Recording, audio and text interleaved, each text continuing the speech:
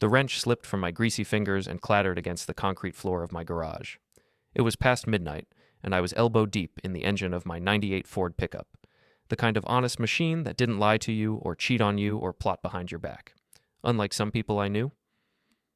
"Jack's inheritance is the key to everything," came Lila's voice through the thin garage wall. She was standing in our driveway, probably checking her lipstick in her car mirror after another late night at the office. I froze, my hand still gripping the distributor cap. "$500,000 is nothing to sneeze at," replied a male voice I didn't recognize. Smooth, confident, the kind of voice that sold people things they didn't need. "Once we get access to that safe deposit box, we can start planning our future." "Our future?" I wiped my hands on an old rag, moving closer to the wall. The voices were crystal clear now. "Jack's so trusting," Lila laughed, and the sound made my stomach turn.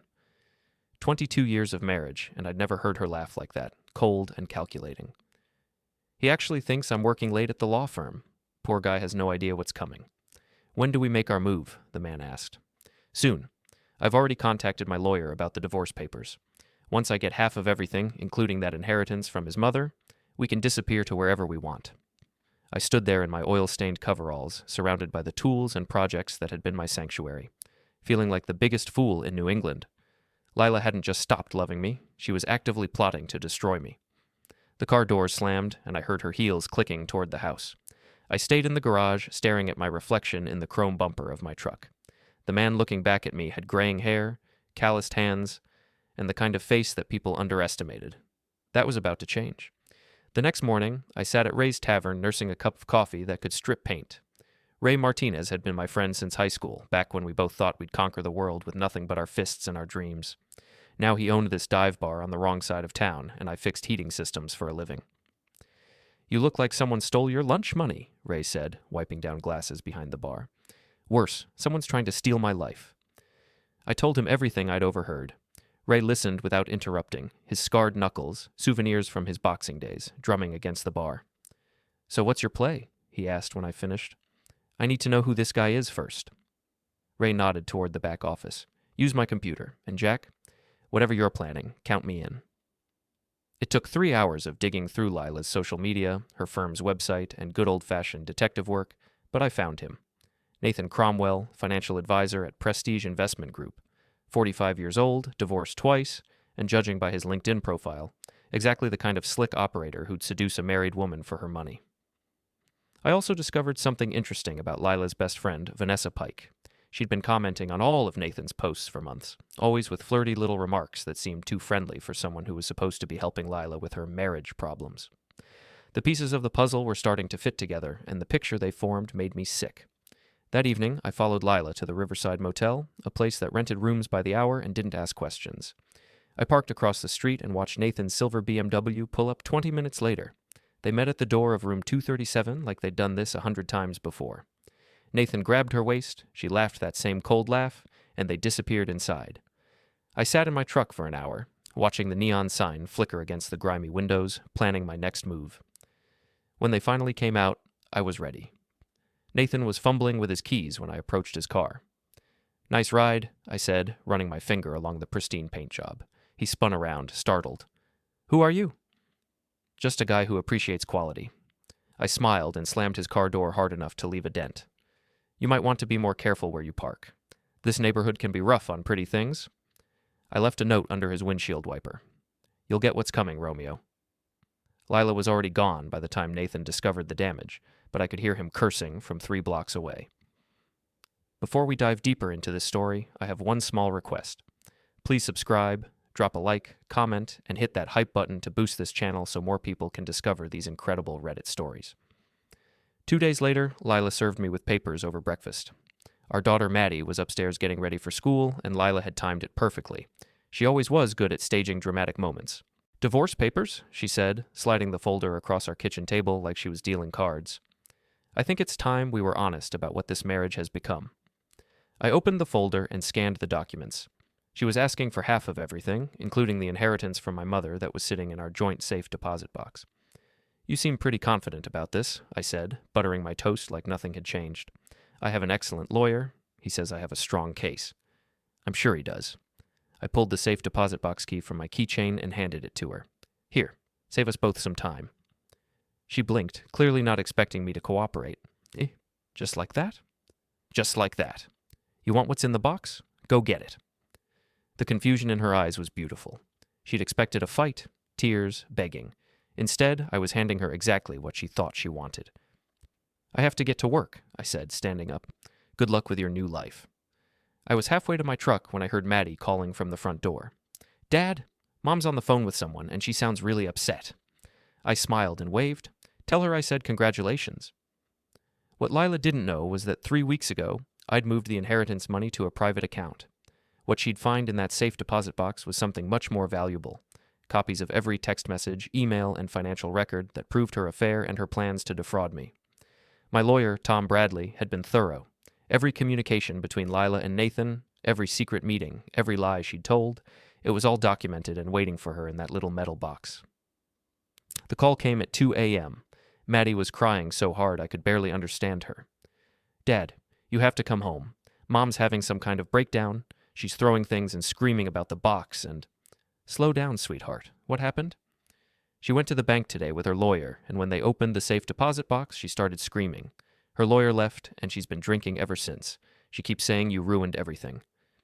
I found Lila passed out on our living room couch, surrounded by empty wine bottles and crumpled legal documents. Maddie was sitting on the stairs in her pajamas, looking younger than her 16 years. Is it true? She asked. What Mom said about you hiding money and spying on her? I sat down beside her on the steps. It's complicated, honey. She showed me text messages. She said you've been threatening her boyfriend and stalking them. The boyfriend, not a friend or someone from work. Lila had already started poisoning our daughter against me. Your mother made some choices, I said carefully. I'm just protecting what's ours. But I could see in Maddie's eyes that the damage was already done. Lila had gotten to her first, and at 16, Maddie was more interested in drama than truth. The next morning, I woke up to find my daughter's latest Instagram post had gone viral in our small town. A tearful video titled, My Dad is Emotionally Abusive, where she accused me of financial manipulation and stalking her mother. The comments were brutal. Friends I'd known for years, neighbors who'd borrowed my tools, coworkers who'd shared beers with me, they all turned on me in a matter of hours. But the worst part was seeing Vanessa Pike's comment at the top of the thread. Stay strong, sweetie. Your mom is so brave for leaving him. That's when I realized Vanessa wasn't just Lila's friend. She was the puppet master pulling all the strings. I spent the next week playing the role of the defeated husband. I moved into a cheap apartment across town, let people see me looking disheveled at the grocery store, and generally acted like a broken man. Meanwhile, I was gathering intelligence. Ray's boxing gym was the perfect cover. Every evening, I'd work out and plan my counterattack while Ray fed me information from his network of bartenders, mechanics, and small business owners who saw everything in our town. Vanessa Pike's got problems, Ray told me one night as I worked the heavy bag. Big problems. She owes money to some serious people. What kind of money? Gambling debts. At least $200,000, maybe more. Word is she's been borrowing from Peter to pay Paul for months. The pieces clicked into place. Vanessa hadn't been helping Lila out of friendship. She'd been orchestrating the whole thing to get access to my inheritance money. I did more digging and found the smoking gun. Vanessa had been messaging both Lila and Nathan, playing them against each other while positioning herself as the indispensable middleman. She'd convinced Lila that Nathan was serious about their relationship, while telling Nathan that Lila was just a stepping stone to bigger money. But the real kicker was the private messages between Vanessa and Nathan that I managed to intercept through a fake social media account. They weren't just business partners. They were lovers, and they were planning to double-cross Lila as soon as they got their hands on my money. Three-way betrayal, I muttered, printing out the evidence. These people deserve each other. That night, I created anonymous email accounts and started planting seeds of doubt. I sent Lila screenshots of Nathan's messages to Vanessa. I sent Nathan evidence of Vanessa's gambling debts, and I sent Vanessa copies of Lila's texts about wanting to get rid of that pathetic friend once this is all over. Then I sat back and watched them tear each other apart. The confrontation happened faster than I expected. Ray called me at 6 a.m. with news that there'd been a screaming match in the parking lot of Nathan's office building. Your wife threw a coffee cup at his car, Ray chuckled. Then that Pike woman showed up and all three of them started going at it. Security had to break it up. I drove to Nathan's office complex and found his BMW covered in coffee stains with a spiderweb crack across the windshield. Someone had keyed liar into the driver's side door. Nathan emerged from the building looking like he'd slept in his clothes. His usually perfect hair was disheveled, and there were dark circles under his eyes. "Rough morning?" I asked, stepping out from behind a pillar.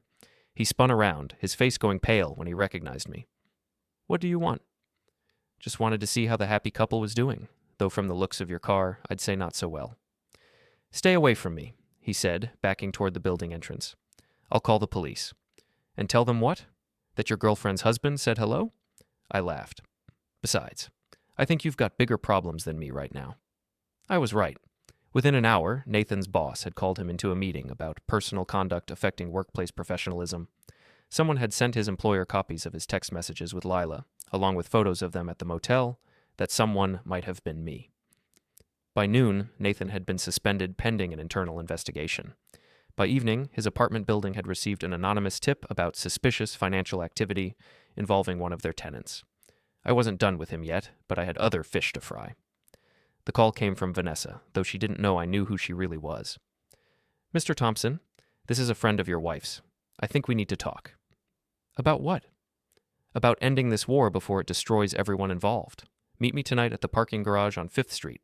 Top level. Come alone." I almost laughed. She was trying to set me up for something, probably hoping to get me alone so she could record me making threats or admitting to the sabotage I'd been orchestrating.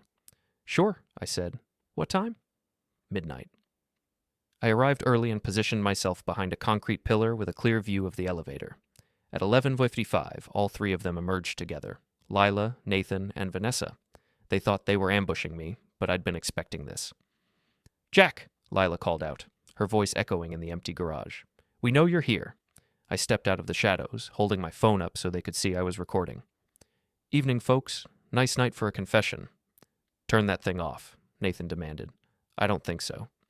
See, I've been wondering how long it would take you three to figure out that you've been playing each other this whole time." Vanessa stepped forward, trying to look innocent. "Jack, I've been trying to help Lila through this difficult—" "Cut the act, Vanessa. I know about your gambling debts. I know about your messages with Nathan, and I know about your plan to steal my inheritance money to pay off your creditors." The look that passed between them was beautiful, pure panic mixed with rage. "You've been manipulating my wife for months," I continued, circling them slowly, convincing her that Nathan actually cared about her while you two planned to take the money and run. Did you really think I was too stupid to figure it out? "You can't prove anything," Lila said, but her voice was shaking. "Actually, I can." I held up my phone again. "I've got everything. Text messages, financial records, photos, audio recordings. Your whole pathetic scheme is documented." Nathan made a grab for my phone, but I was ready for him. I sidestepped and watched him stumble into a concrete pillar. "Careful there, Romeo. These parking garages can be dangerous." That's when Vanessa lost it completely. She started screaming about how I'd ruined everything, how I was a worthless blue-collar nobody who didn't deserve what I had. "You want to know the truth?" she shrieked. "I've hated you for years. You fired me from that construction job when I was 25, and I've been waiting for payback ever since. The construction job." I remembered now. Vanessa Pike, the bookkeeper who'd been skimming money from petty cash. I'd caught her and reported it to the owner, who'd fired her immediately. "So this whole thing was revenge?" I asked. "This whole thing was justice," she screamed. I looked at Lila, who was staring at her best friend like she'd never seen her before. "Did you know about this?" Lila shook her head slowly. "Vanessa, you said you were helping me because—" "Because you're an idiot," Vanessa snapped. "You and your boring husband and your boring life. I needed that money, and you were the perfect way to get it." The three of them started arguing among themselves, and I realized my work was done. I'd turned them against each other so completely that they were destroying themselves. I backed toward the stairwell, still recording their meltdown. "Thanks for the entertainment, folks. Don't forget to tip your waitress." I locked the stairwell door behind me and took the stairs down, leaving them to find their own way out of the mess they'd created. The annual Riverside Block Party was the social event of the year in our small town. Everyone would be there: neighbors, co-workers, local business owners, and most importantly, all the people who'd been gossiping about my family drama for weeks. I volunteered to help set up the sound system, which gave me access to the microphone and speakers. Ray was working security, and he made sure I had a clear path to the stage when the time came. The party was in full swing when I saw them arrive. Lila had tried to put on a brave face, but she looked haggard and desperate. Nathan was wearing sunglasses to hide what looked like a black eye, probably courtesy of Vanessa, who was nowhere to be seen. At exactly 8 p.m., I took the stage. Ladies and gentlemen, if I could have your attention for a moment. The crowd quieted down, curious about what the recently divorced heating repair guy had to say. I want to thank you all for your support during this difficult time. Many of you have heard rumors about my marriage, my wife, and her activities. Tonight, I thought you might like to hear the truth. I could see Lila pushing through the crowd, panic on her face. Nathan was trying to disappear behind the beer tent. 3 months ago, I discovered that my wife was having an affair.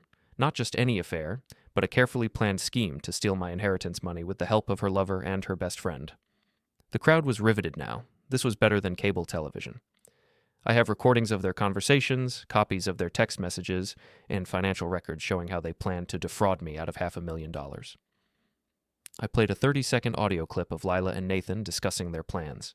The crowd gasped and started murmuring among themselves. But here's the really interesting part, I continued. The best friend, Vanessa Pike, was playing both sides.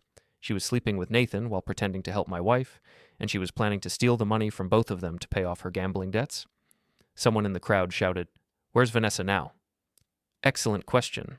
As of yesterday, Ms. Pike has left town rather suddenly. Something about creditors and outstanding warrants. That was true. Vanessa had disappeared after our parking garage confrontation, probably realizing that her house of cards was about to collapse. Lila finally reached the stage. "Jack, stop this. You're humiliating our daughter."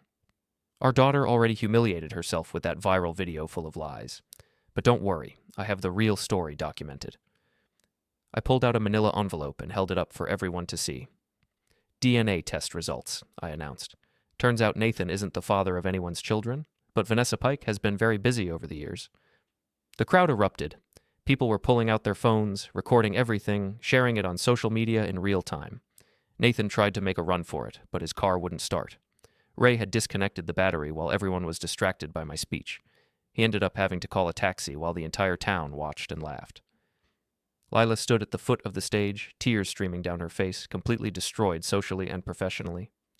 "Ladies and gentlemen," I said into the microphone, "if you're going to burn your bridges, be sure you're holding the only match."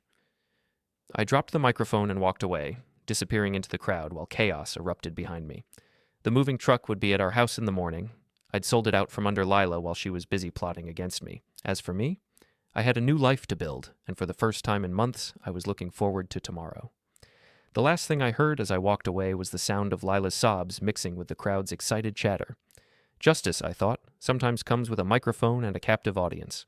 I climbed into my old Ford pickup and drove away from the wreckage of my old life, finally free from the people who'd tried to destroy me. They'd wanted a villain, and I'd given them exactly what they deserved. The game was over, and I'd won.